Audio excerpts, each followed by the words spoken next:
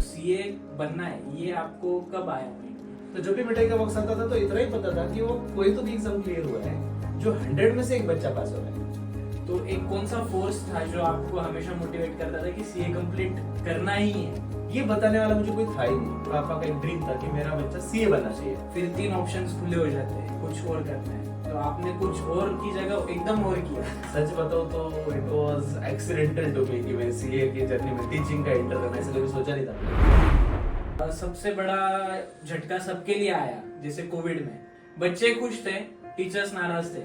Covid कैसे tackle किया? Corona में इतना डेंजरस पीरियड सफर किया कि ऐसा मान लो कि मेरा इनकम अगर 100 रुपीस था तो I came to 5 rupees. That time it was okay कि ठीक है भाई सर्वाइव कर रहा है सर।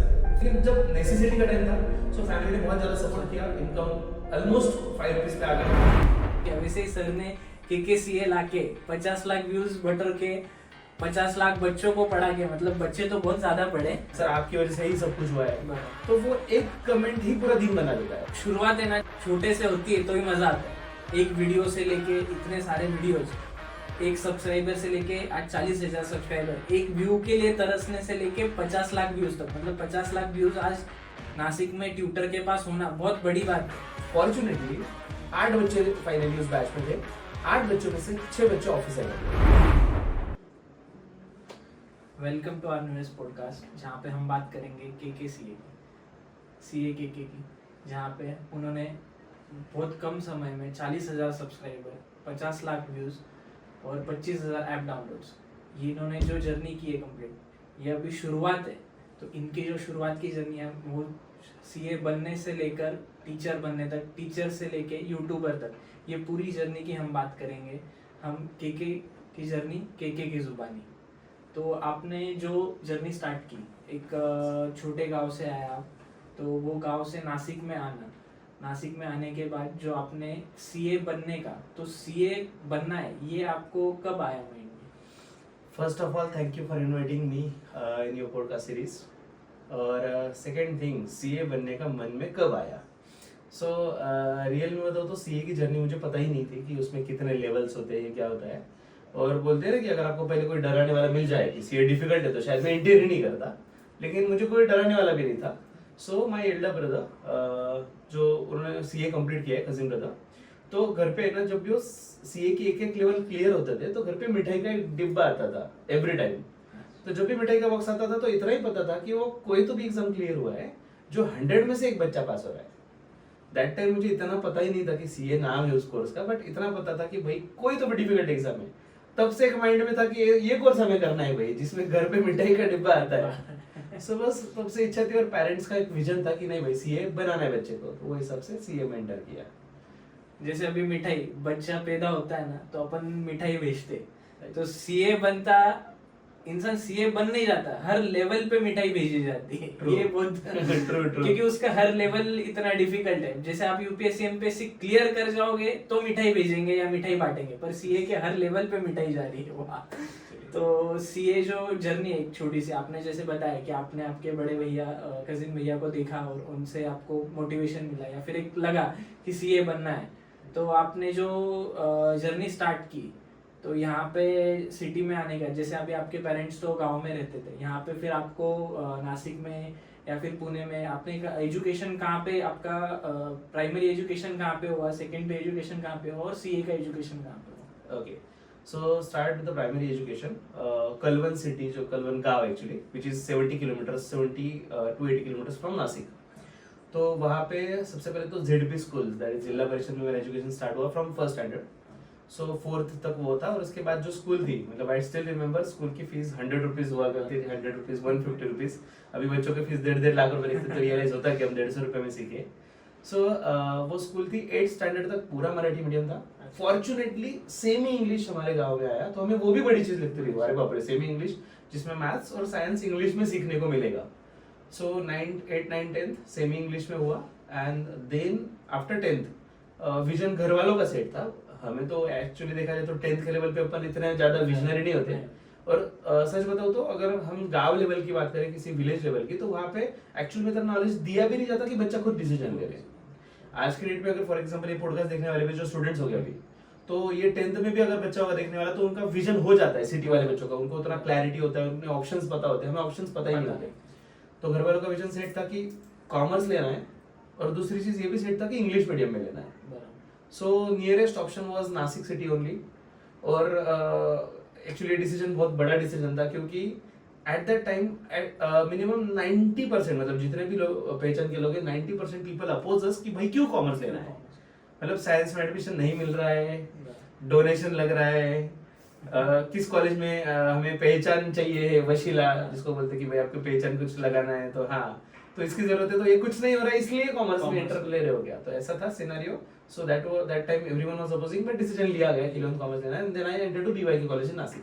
तो आगे 11th 12th का हो या ग्रेजुएशन हो, बीकॉम किया मैंने कंप्लीट, साथ ही साथ एमकॉम भी कर लिया मास्टर्स, और सीए की जर्नी चली, तो ये पूरा नासिक सिटी में एजुकेशन हुआ आगे का।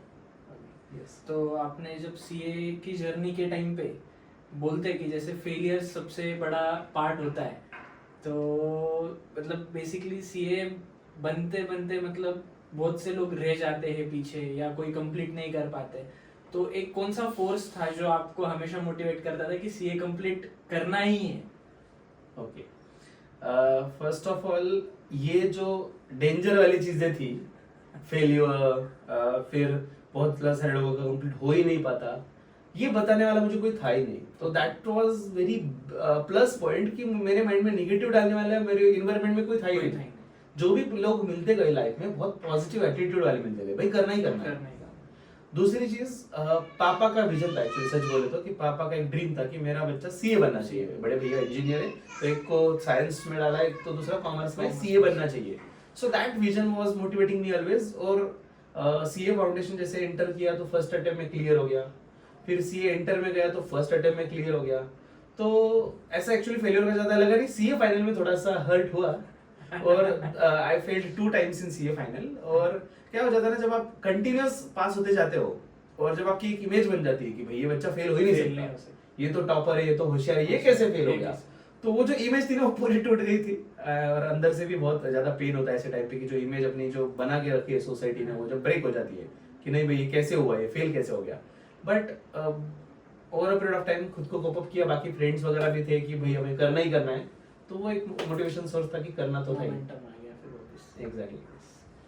तो जब आपने सीए होने के बाद, जैसे अभी एक जर्नी अपन ने देखी कि 2 फेलियर के बाद आदमी सीए बनता है, तो खुशी तो होती है, कोई भी चीज़ बनते हैं अपन तो, और फेलियर होता है तो उतना दुखी होता है, और टूटते अंदर से अपन ही नहीं है, बाकी सब लोग भी है, बट जब बन जाते तो सभी उतने खुश होते हैं।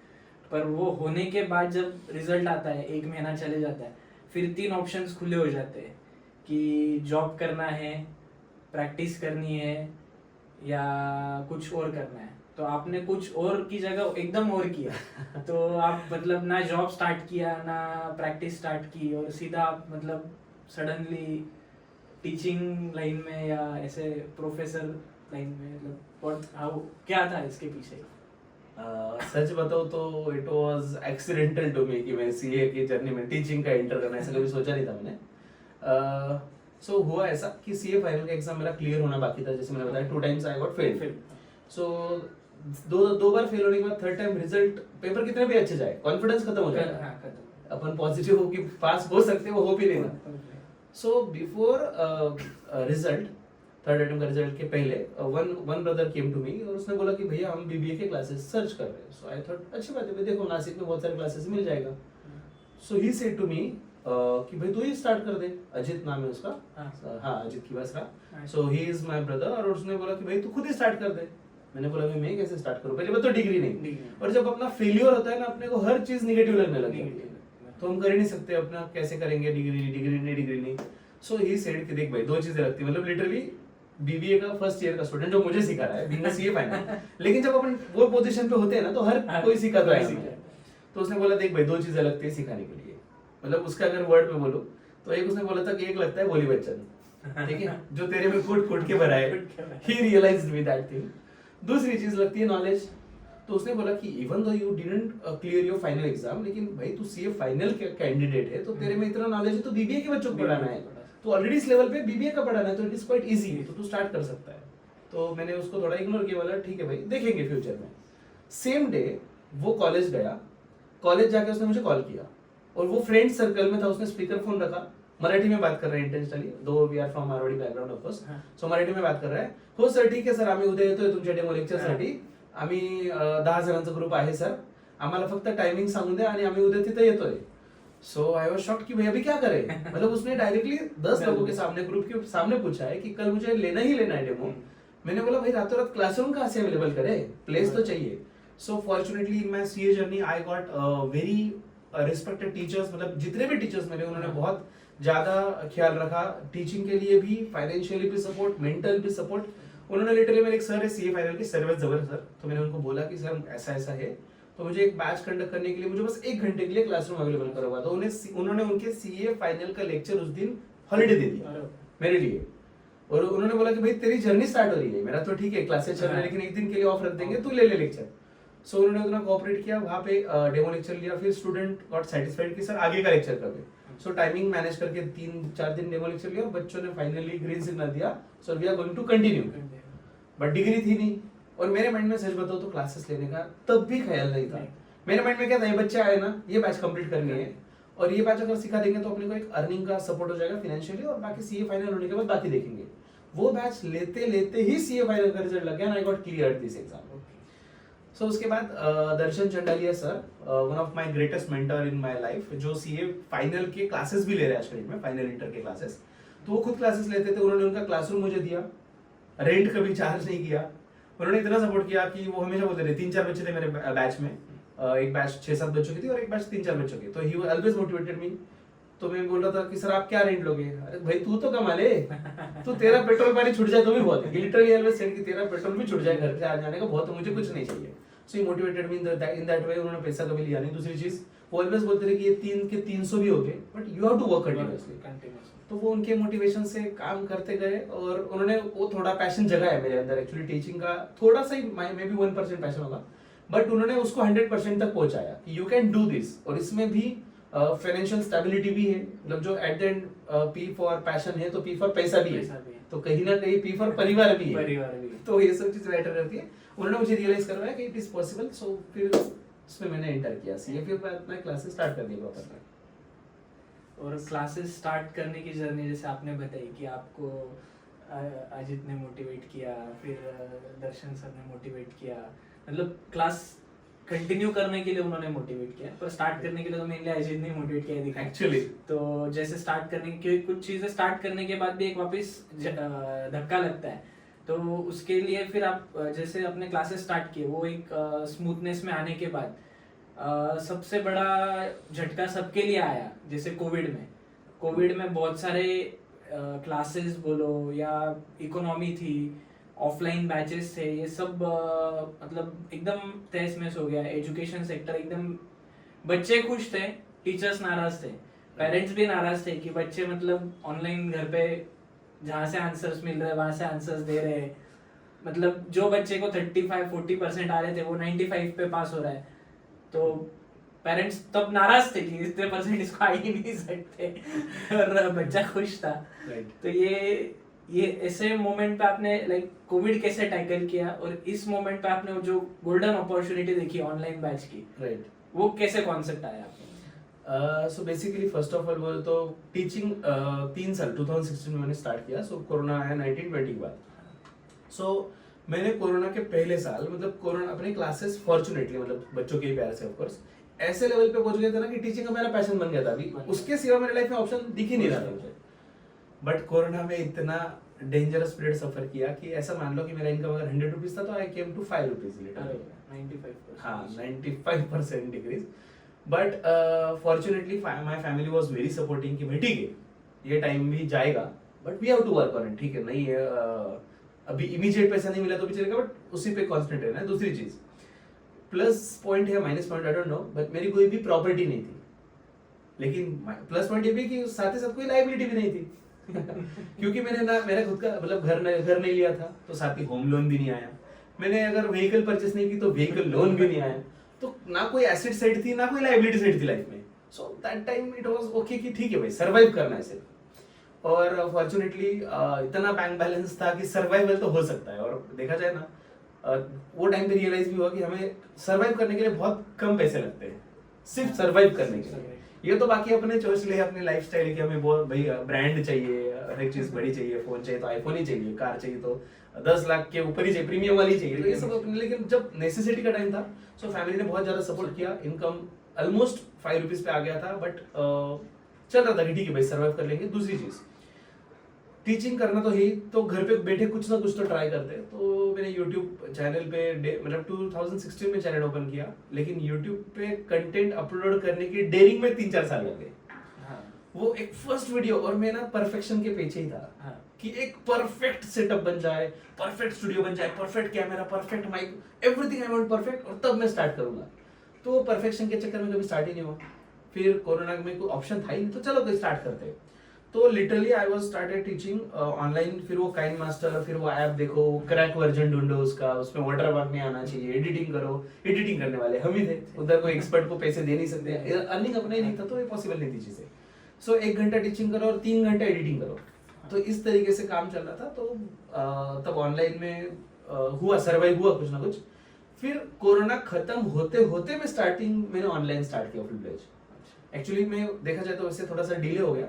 ऐसा लग रहा था कि कोरोना ठीक है ना, 1-2 महीने की बात है, तो थोड़ा पेशेंस रख लेते हैं, तो क्यों इतना ऑनलाइन का सेटअप करेंगे। टेक्नोलॉजी में इन्वेस्टमेंट करना भी बहुत बड़ी बात थी। कैसा होता है जब अपने क्लासेस की इनकम अच्छी होती है ना, तो 2-4 लाख 5 लाख बड़ी चीजें लगती है कि भाई सेटअप लेना है, कैमरा लेना है, ले लेंगे। लेकिन जब 100 रुपए का इनकम 5 रुपए पे आ जाए ना, तो हर एक चीज, मतलब 1000 रुपए का कैमरा माइक लेना है तो भी सोचना पड़ता है कि कैसे लें। सो दैट टाइम वो इतना डाउनग्रेड आ गया था, तो सेटअप में इन्वेस्ट करना पॉसिबल नहीं था। तो बस एक कैमरा, मोबाइल कैमरा, उसी पे सब चीजें चल रही थी, एडिटिंग वगैरह। सो एंड होते होते मैंने ये सब चीजों में स्टार्ट किया कि सेटअप लेना है, अपना एक सॉफ्टवेयर लेना है जिसके बेसिस पे एडिटिंग करेंगे। और मैं तो एक ही बोलता हूँ कंक्लूजन कि कोरोना की वजह से हम डेफिनेटली बिखर गए, लेकिन ऑनलाइन की वजह से हम फिर से निखर गए। अगर नहीं कोरोना आता तो शायद से मैं आज भी ऑनलाइन में नहीं होता, और जो ये 50 लाख व्यूज वगैरह हुआ, या थ्रू आउट इंडिया जो अपने स्टूडेंट्स आज के डेट में है, ये पॉसिबल नहीं होता, क्योंकि मुझे जरूरत ही नहीं लगती। भाई ऑनलाइन में इतने अच्छे, ऑफलाइन में अच्छे क्लासेस चल रहे हैं, इनकम हो रहा है, तो क्यों हम अपग्रेड करें खुद को।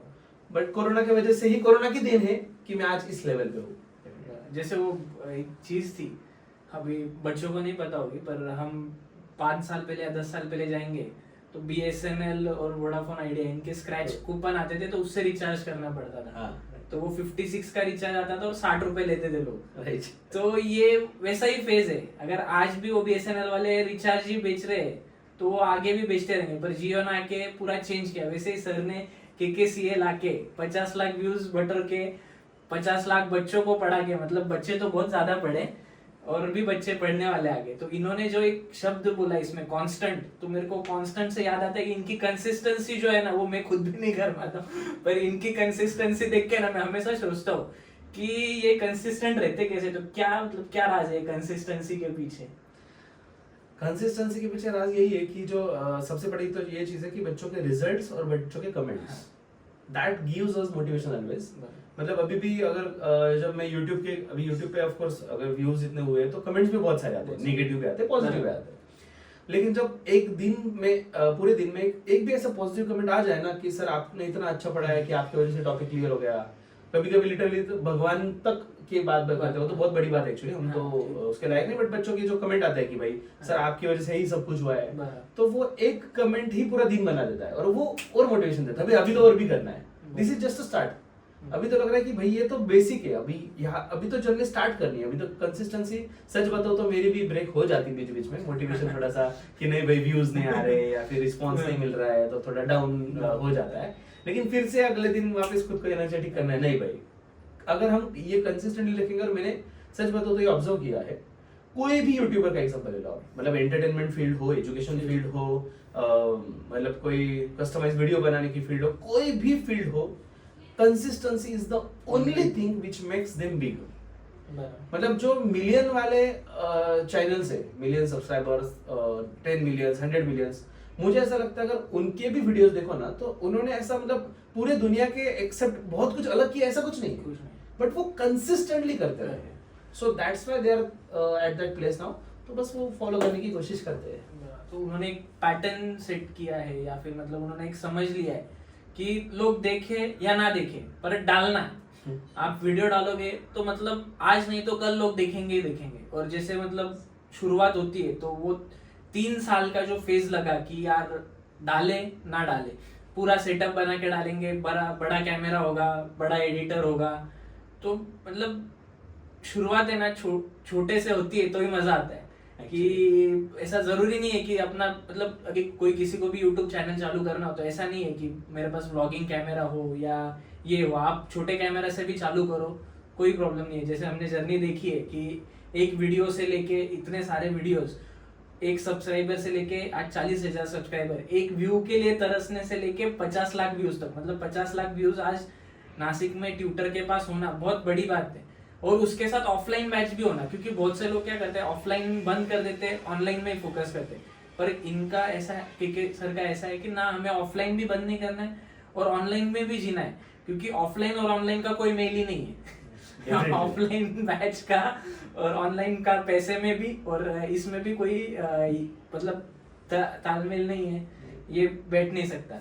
और अभी जैसे हम आगे बात करेंगे इसमें यूट्यूब होने के बाद, जैसे यूट्यूब में अपन ने स्टार्ट करने के बाद, जैसे आपने सीए के क्लासेस लिए, फिर उसके बाद आपने एक और नई चीज देखी कि बैंकिंग सेक्टर, अभी बैंकिंग सेक्टर है जम्मू कश्मीर में। अभी जम्मू कश्मीर के स्टूडेंट्स अपने से 20 साल पीछे, मतलब जो उनका बोलने का फेज है, जो उनका सीखने का फेज है। अभी सर इसके बारे में अपने को ज्यादा बताएंगे कि जम्मू कश्मीर के बैंकिंग एग्जाम्स कैसे होते थे या उनके लोकल एग्जाम्स कैसे होते थे, वो स्टूडेंट्स की क्या एक्चुअल कंडीशन थी, और अपने महाराष्ट्र के कौन से कॉम्पिटिटिव एग्जाम्स होते हैं और कौन से केकेसीए या केकेसीए के ऐप पे मिलते हैं जिसके ऑलरेडी 25,000 डाउनलोड्स हो चुके हैं। तो उसके बारे में सर बताएंगे। यस, सो बेसिकली जैसे मैंने इनिशियली कंटेंट अपलोड करना स्टार्ट किया, और तब तो ऐसा जैसे आज मैंने एज ए यूट्यूबर या फिर एज अ पूरे इंडिया में पढ़ा, ऐसा कोई एम भी नहीं था फ्रैंकली स्पीकिंग, तो स्टार्ट करना है। और मेरा सच बताओ तो एम ही था, सर्वाइव करना है कि भाई कुछ ना कुछ तो भाई कमाना है तो है। सो इसलिए स्टार्ट किया था, और suddenly one call came to me from Jammu Kashmir, वहाँ पे कॉग्निटिव एकेडमी करके क्लासेस है। सो वहाँ से कॉल आया, सो दे सेड कि सर आप के सर बात कर रहे हो? आई सेड यस, तो आपके यूट्यूब पे हमने वीडियो देखे तो हमें अच्छे लगे। So I said thank you, so what you want from my side? तो ही सेड कि हमारे ऑलरेडी एकेडमी है और वहाँ पे हमें अकाउंटेंसी सब्जेक्ट पढ़ाने की जरूरत है। तो हमने देख लिया, आपका ऑलरेडी प्रोफाइल देख लिया, डेमो लेक्चर्स ऑलरेडी हमने यूट्यूब पे देख लिया, और आप सीए हो, so can you teach to the students of JKSSB? तो मेरा पहला सवाल तो ये था कि जेकेएसएसबी होता क्या है? मैंने पहली बार सुना कि ऐसा भी कुछ होता है। सो आई आस्क्ड देम कि सर एग्जैक्टली इसके बारे में मुझे डिटेल इंफॉर्मेशन दीजिए। तो उन्होंने बोला कि जेकेएसएसबी मतलब Jammu Kashmir state selection board. So SSB उनकी एग्जाम होती है स्टेट लेवल की, तो वहाँ पे अकाउंटेंसी एक सब्जेक्ट था, प्रोफेशनल नॉलेज नाम से, उनके लिए बहुत डिटेल में जरूरी था। और ही सेड कि सर आपको स्टार्टिंग में डेमो लेक्चर लेने पड़ेंगे, और बच्चे अगर सेटिस्फाइड हो गए तो बच्चों का रिव्यूज होगा तो हम कंटिन्यू करेंगे। आई सेड ओके, कोई इशू नहीं।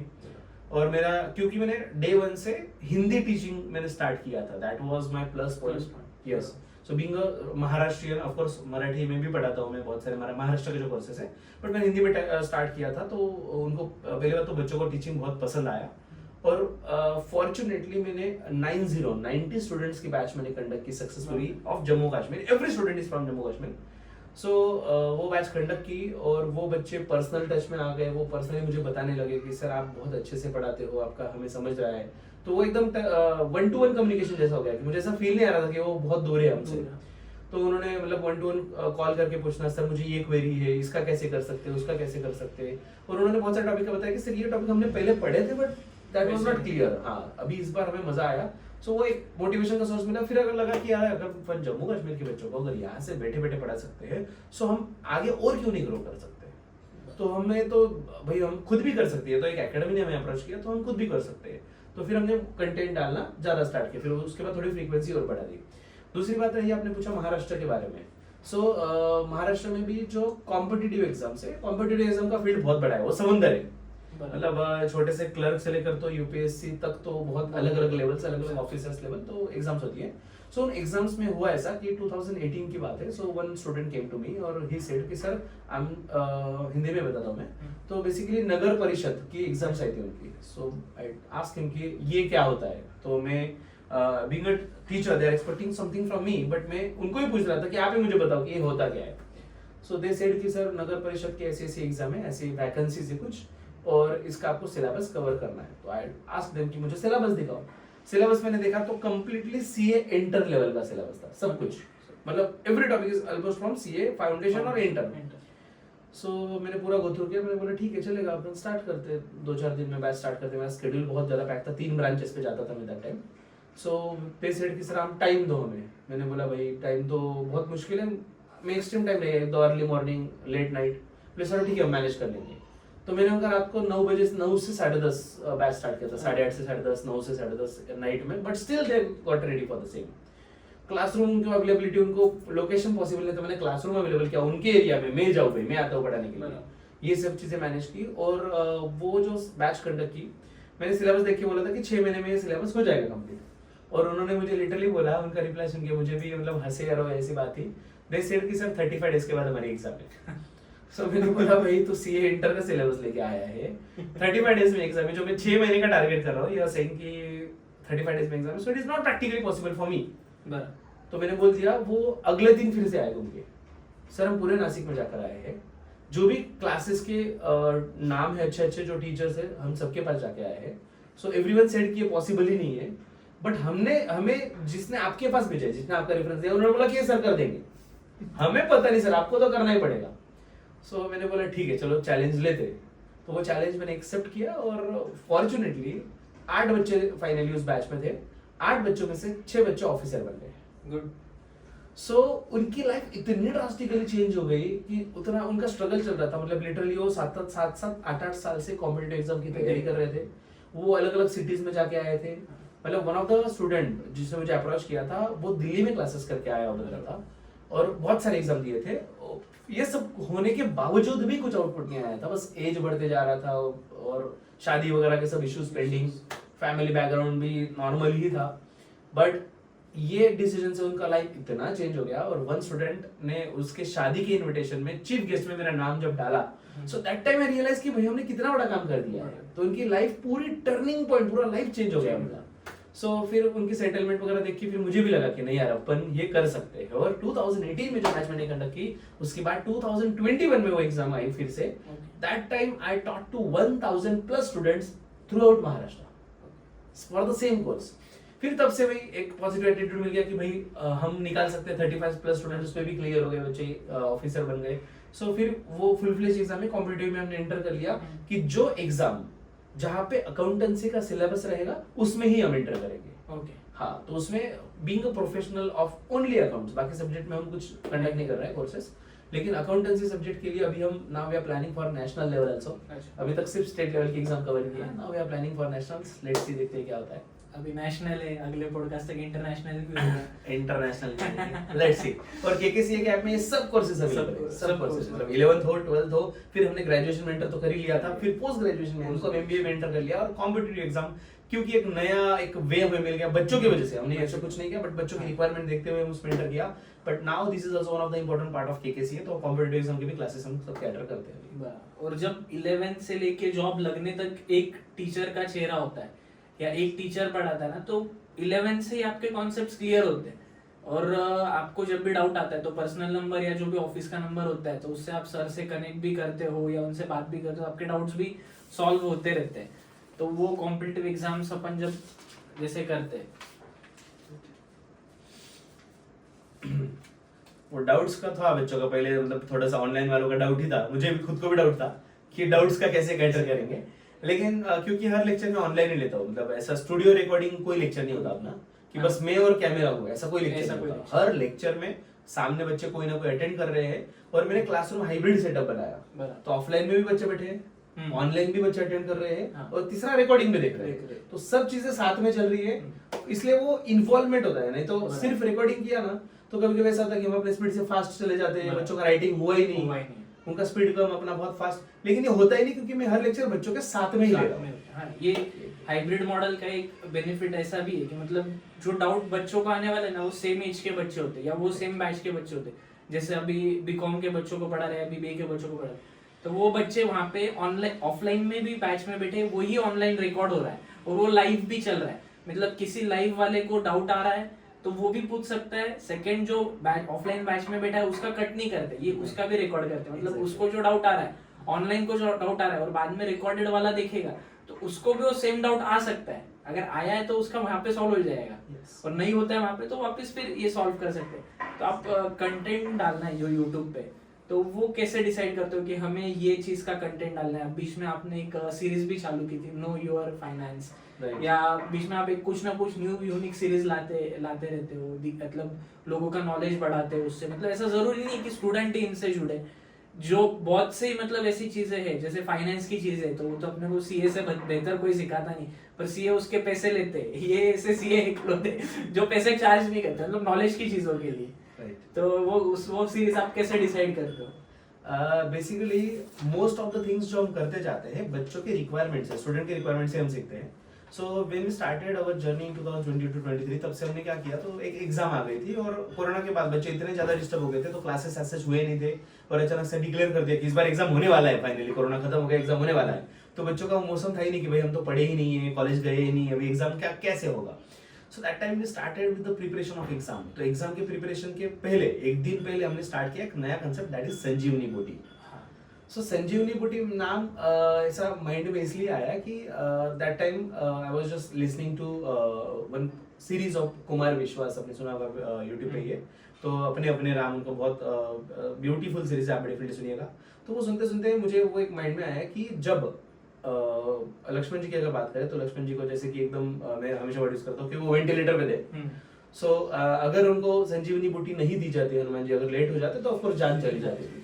सो एग्जाम एग्जैक्टली बच्चों का एक दिन पहले यही तो हाल होता है कि भाई अभी कल एग्जाम है, अभी अपनी वाट लग रही है, पढ़ाई हुआ नहीं है, लेकिन ये एग्जाम क्रैक तो करना है, फाइट ही नहीं होना चाहिए, फेल नहीं होना चाहिए, तो what can we do.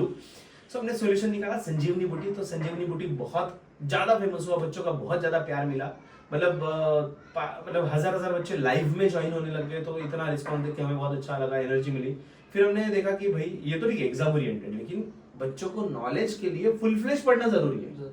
Exam clear करना ये अलग चीज है, आपको फास्ट ट्रैक में रिवाइज करना ये अलग चीज है, और पूरा नॉलेज होना ये अलग चीज है। So that's why we created 3 things series जो आपने पूछा, जैसे कि रामबाण बैच, संजीवनी बूटी मतलब एक दिन पहले का, रामबाण बैच ये फास्ट ट्रैक कोर्स 10-15 दिन में सब कुछ पढ़ लो, और महाभारत मतलब पूरा डिटेल, क्योंकि महाभारत भी उतना बड़ा लंबा चौड़ा डिटेल है, तो उस तरीके से हमने महाभारत बैच निकाला जो पूरा सेमेस्टर में डिटेल में चलता है, हर एक क्वेश्चन पढ़ते हैं, हर एक चीज बुक का एक एक वर्ड हम पढ़ते हैं उसमें।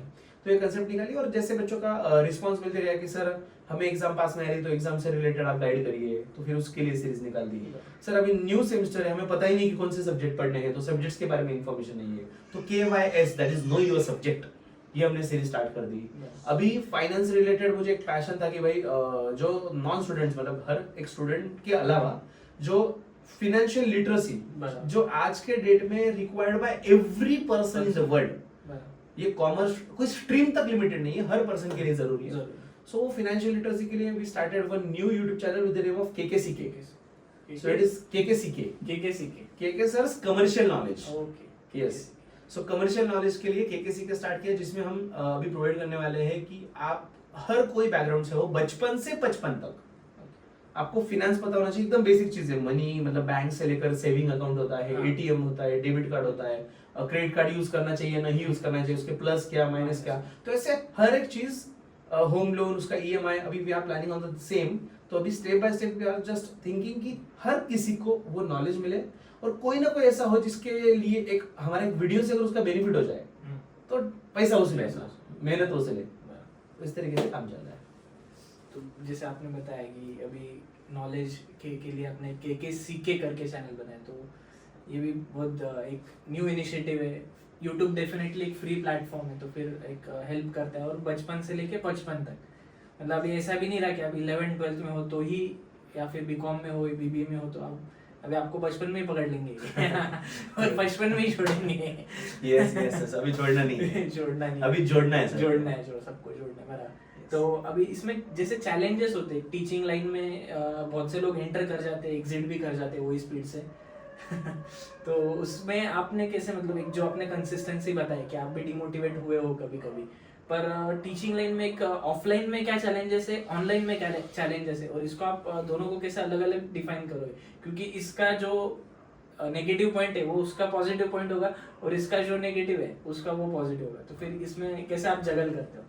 ओके, सो बेसिकली मेरा जितना भी एजुकेशन हुआ है खुद का, so I studied everything offline only. बराबर। ओके, ऑनलाइन का कंसेप्ट मुझे खुद को भी हजम नहीं होता था कि कैसे पढ़ेंगे अपन स्क्रीन के सामने। सो जब कोरोना के बाद मैंने सोचा कि हम ऑनलाइन स्टार्ट करना है कोरोना के एंड में, सो दैट टाइम आई थिंक कि भाई बच्चों का सेटिस्फैक्शन भी होना चाहिए. सो of course business, earning, commercial वो एक पार्ट तो हुआ लाइफ का. ऑफ कोर्स जैसे मैंने बोला पी फॉर पैशन है तो पी फॉर पैसा भी है, पी फॉर परिवार भी है, सब चीजें हैं. लेकिन बच्चों का सेटिस्फैक्शन नहीं रहा तो वैसा वाला पैसा नहीं चाहिए. सो that's why I started interactive sessions. तो इंटरेक्टिव सेशन में जब बच्चों का मैंने फीडबैक देखा और मैंने जैसे बताया कि ऑनलाइन में मेजॉरिटी पीपल सेज कि भैया हमें समझता ही नहीं. ऑनलाइन के नेगेटिव पॉइंट हजारों है. पेरेंट्स के एंड से तो ज्यादा है कि बच्चा मोबाइल लेके बैठा है, लेक्चर देख रहा है या कुछ अलग देख रहा है, वो गेम खेल रहा है या कुछ बेटिंग के एप्स खोल रहा है. बहुत सारे देखो आजकल मैं तो बोलता हूँ कि सुधरने का सिर्फ एक रास्ता होगा, बिगड़ने के 99 रास्ते. सो और ऑनलाइन में कहीं ना कहीं बच्चों को एक अलग से मोबाइल लेकर दिया है पेरेंट्स ने, भाई तुझे ऑनलाइन क्लासेस के लिए तेरा सेपरेट मोबाइल रहेगा. फिर उस पर पेरेंट्स उतना कंट्रोल नहीं रख सकते. ठीक है, तो ये एक बहुत निगेटिव पॉइंट है ऑनलाइन एजुकेशन का कि देखो हमारा अर्निंग तो जैसे आप कोर्स ज्वाइन करते हो पैसे तो अकाउंट में आ जा रहे हैं, लेकिन अगर आप लेक्चर नहीं देखोगे तो वो आपके एंड से बहुत बड़ा निगेटिव पॉइंट है और हर एक स्टूडेंट को मॉनिटर करना प्रैक्टिकली बहुत डिफिकल्ट है. सो इवन दो हमारी टीम है जो ट्राई करती है कि भाई बच्चों ने कोर्स बाय भी कर लिया तो उसके बाद भी उसको फॉलो लेना है कि आपने कोर्स लिया लेकिन कंटेंट भी तो देखो. लेक्चर्स हमने दिए, एग्जाम पास में आपने लेक्चर क्यों नहीं देखे अब तक, तो उसका रिपोर्ट भी जनरेट करते हैं स्टूडेंट्स का कि इन्होंने कितने लेक्चर देखे. वो एक चीज पे हमने काम किया. दूसरी चीज ऑफलाइन के चैलेंजेस. ऑफलाइन में ऑफ कोर्स स्टार्टिंग में जब मैंने हाइब्रिड क्लासरूम लिया तो स्टूडेंट्स वाज लाइक कि भाई हम ऑनलाइन में क्यों पढ़ रहे हैं यहाँ पे आके, सर आप तो क्लासरूम में पढ़ा के भी ऑनलाइन बुला रहे हो. तो मैंने उनको वही बोला कि आपको बात करने से कोई रिस्ट्रिक्शन नहीं है, मेरा ऑनलाइन लेक्चर चल रहा है वो मेरा पार्ट है.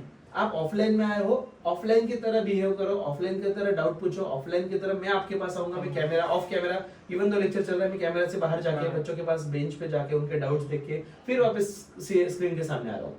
तो मैंने वो फ्लेक्सिबिलिटी रखी बच्चों के लिए कि कोई दिक्कत नहीं, वो कैमरा वाली लाइफ अलग है, लेकिन आप ऑफलाइन में आए हो तो जिस पर्पस के लिए आए हो वो पर्पस फुलफिल होना चाहिए. ये हमेशा बोलूंगा मैं, कितना भी मेरा चैनल ग्रो हो जाए, 50 लाख आ जाए, 50 मिलियन हो जाए, व्हाटएवर, लेकिन ऑफलाइन का एग्जिस्टेंस रहेगा हमेशा, उसको रिप्लेस नहीं कर सकते. This is just additional thing, ये रिप्लेसेबल नहीं है. ऑफलाइन का एग्जिस्टेंस था, रहेगा.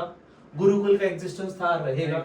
जो हॉस्टल वो जो चीज थी कि भाई वहां पे जाके पढ़ना है, वहीं पे रहना है, वो फील भी रहेगा, ऑनलाइन का भी रहेगा. लेकिन मेरे कुछ एक्सपीरियंस ऐसा है, मैं ये चीज ऐड करना चाहूंगा चैलेंजेस के साथ साथ, कि वो चैलेंज मैंने ओवरकम कर लिया ऐसा मुझे लगा. So one day I got a call from one of the student.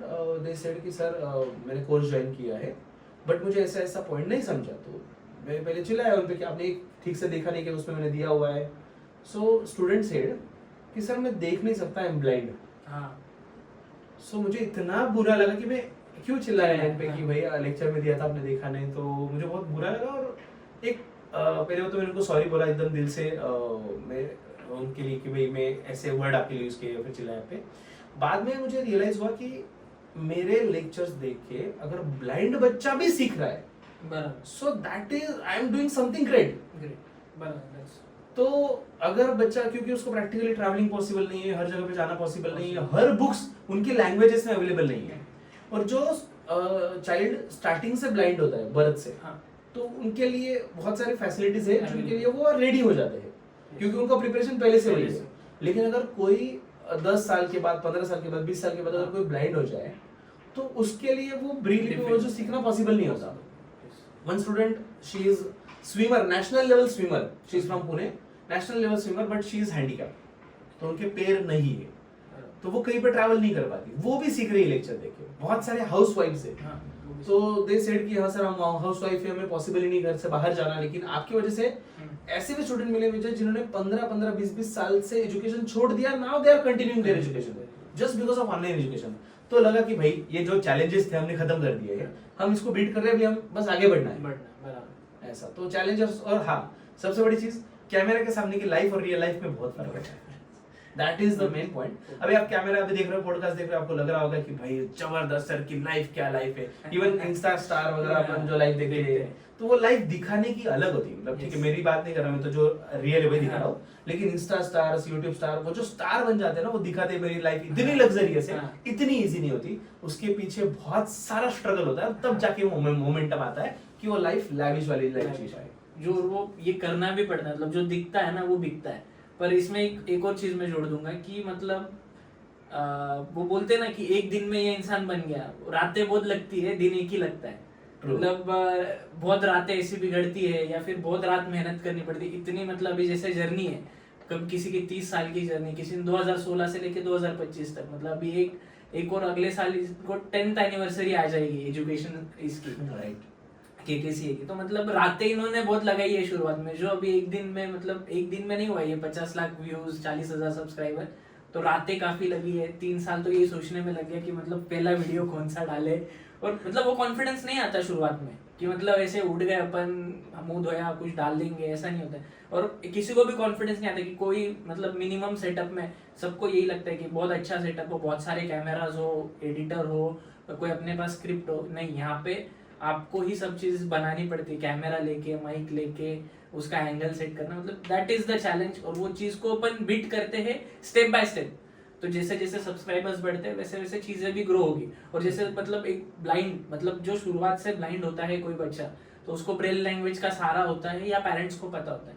पर जैसे कोई बच्चा बाद में ब्लाइंड हो जाता है, जैसे 10-15 साल के बाद, तो उसको है ना, मतलब ना पेरेंट्स, मतलब घर पे सपोर्ट भी नहीं मिलता, क्योंकि वो खुद शॉक्ड में होते हैं। तो मतलब मैंने देखा है वो स्टूडेंट को, तो सर ने जैसे उसका पूरा अकाउंट का लेक्चर है ये पूरा फ्री ऑफ कॉस्ट किया था। तो एक बहुत अच्छी चीज है, वो कभी बताते नहीं है ये चीज, पर एक this social message should go, क्योंकि हमें पता नहीं होता है कि किसकी क्या प्रॉब्लम्स है। तो ये इन्होंने मतलब वो चीज को हेल्प किया, वो प्रॉब्लम को समझा, और वो बच्ची इनसे आती थी तो इनका 1 घंटा पूरा डेडिकेटेड होता था, मतलब क्योंकि उसको नॉर्मल बैच में नहीं बिठा सकते थे, ना उसकी पेस मैच होगी, ना उसका सुनने का, और उसके डाउट्स अलग रहेंगे। तो ये सारी चीजें भी मतलब एक चैलेंज बोल सकते हैं, बट वो एक अलग सेटिस्फेक्शन देता है। पैसा आता है अलग मतलब पढ़ाने से, पर ये जब सेटिस्फेक्शन मिलता है किसी की हेल्प करके, वो एक अलग है। तो ये इससे आगे अपन नेक्स्ट इस पे जाते हैं, और एक्सपीरियंसेस जैसे रहे अभी, अगर आप सीए नहीं होते तो क्या होते? अरे बाप रे। Half CA. सीए ही होते हैं, मतलब आप सीए मतलब ये एक है सीए का, मैंने देखा है। एक तो आप खुद बनना चाहते हो तो बनोगे, या मजबूरी है तो बनोगे। चाहते नहीं हो तो नहीं बनोगे, और मजबूरी नहीं है तो नहीं बनोगे। तो दो ही चीज है तो सीए करो, एक तो मजबूरी है या बनना है। तो ये क्लियर है कॉन्सेप्ट, किसी और ने बोल दिया और आप बन गए, ऐसा आज तक हुआ नहीं, होगा नहीं, और करना भी नहीं। तो एक तो खुद को बनना है, सीए बन जाओगे, या मजबूरी है तो बन जाओगे। Not CA than half CA. ये बहुत मस्त पॉइंट था। और डेफिनेटली ये जो पॉइंट है इसमें ये याद रखना, क्योंकि ये 2-4 दिन, 6 महीने, 7 महीने, 8 महीने, 10 महीने की बात नहीं, it is a journey of 5 years. तो 5 इयर्स के लिए कोई मोटिवेट कैसे करेगा आपको? कोई मोटिवेशन स्पीच देख लो, 2-4-8 दिन मोटिवेट हो जाते हो आप, लेकिन 5 इयर्स के जर्नी में मोटिवेशन वो अंदर से ही आ सकता है, तभी पॉसिबल है डेफिनेटली। तो एक और मतलब हमारा एक लास्ट क्वेश्चन है, इसको हम अभी पूरा समराइज करेंगे कि आपकी टीचिंग फिलोसॉफी को आप एक लाइन में समराइज कीजिए। ओके, सो टीचिंग फिलोसॉफी को एक लाइन में समराइज करना है। अरे हम एक बार शुरू हो जाए तो 45 मिनट से रुकते नहीं, आप एक लाइन में रुकने को बोल रहे हो। So what I can say is, I always believe in infotainment. Okay, एक वर्ड में डिफाइन कर देता हूँ, infotainment. So basically स्टूडेंट्स को आज के डेट में इंफॉर्मेशन भी चाहिए, बट विद एंटरटेनमेंट भी चाहिए। और सबसे इंपॉर्टेंट चीज, ऑनलाइन में जब सामने टीचर नहीं है, सामने स्क्रीन है, सिर्फ एक मोबाइल है या फिर लैपटॉप है, तो वो टच बनाने के लिए एंटरटेनमेंट बहुत जरूरी है। सो वी ऑलवेज ट्राई कि हम कुछ एंटरटेनमेंट वाली चीजें डालें, रियल लाइफ एग्जांपल भी उसमें डाल दें। जो ब्रांड से, सपोज ब्रांड का एग्जांपल है तो रियल ब्रांड की वैल्यूज ले, रियल डेटा ले। तो हम कहीं ना कहीं कोशिश करते हैं कि उसको इन्फॉर्मेशन तो मिलना चाहिए, बट वो इतने एंटरटेनमेंट के साथ और इतने इंटरेस्टिंग तरीके से मिले कि वो लाइफ में भूलना नहीं चाहिए। हमारा टारगेट कभी भी, मैं ये बोलता हूं हमेशा कि भाई तू सिर्फ एग्जाम पास होना है तो क्लास मत लगा भाई। मतलब अपना एजुकेशन सिस्टम ऐसा है कि आपको फेल नहीं करता। क्या चाहिए पास होने में? 40%, 20% तो इंटरनल मिल रहे हैं। कॉलेज वालों को तो 20 में से कम 17-18 तो देने ही देने हैं। फिर 20 मार्क के लिए ऑब्जेक्टिव है, ट्रू और false, fill in the blanks. भाई आगे वाला, पीछे वाला, बाजू वाला, तो पास तो हो ही जाओगे। 20 वो मिल गए, एक आधा आंसर लिख दो तो 40 क्रॉस हो जाता है। सो सिर्फ पास होना है तो आपको कोई ट्यूशंस की, कोई क्लासेस की जरूरत नहीं है, आप ऐसे ही हो जाओगे। लेकिन अगर आपको विजन है लाइफ में कि भाई मुझे ये नॉलेज अप्लाई करना है, और सच बताऊं तो इंटरव्यू तक पहुंचने के लिए डिग्री चाहिए। इंटरव्यू से जॉब तक पहुंचने के लिए नॉलेज Knowledge. वो फोकस करके हम हमेशा पढ़ाते हैं कि भाई नॉलेज लेना है तो आ जाओ डेफिनेटली, सिर्फ पढ़ना है, सिर्फ एग्जाम क्लियर करना है, तो नो रीड ऑफ क्लासेस, अपने ऑनलाइन लेक्चर देख लो, कहीं से भी पढ़ लो, आप क्लियर हो जाओगे। थैंक यू सो मच के सर हमारे साथ ज्वाइन करने के लिए, आपने जो ये पॉडकास्ट दिया हमें। अभी हम इसमें बहुत सी चीज़ें कवर नहीं कर पाए, तो हम अगले पॉडकास्ट में सीजन 2 के चैप्टर 2 में वापस से हम बहुत सारी चीज़ें, जो भी आपके डाउट्स रहेंगे या फिर आप बच्चों के क्वेश्चंस रहेंगे या किसी के भी कोई क्वेश्चंस रहेंगे टीचिंग फील्ड के रिलेटेड, सीए के रिलेटेड, टीचर के रिलेटेड, यूट्यूबर के रिलेटेड, या कुछ भी आपको पूछना रहेगा आप डेफिनेटली पूछिए। Thank you so much for joining this channel. Yes, thank you so much for inviting me on again and see you in the next podcast. Let's see part 2 कैसा रहेगा. Thank you so much.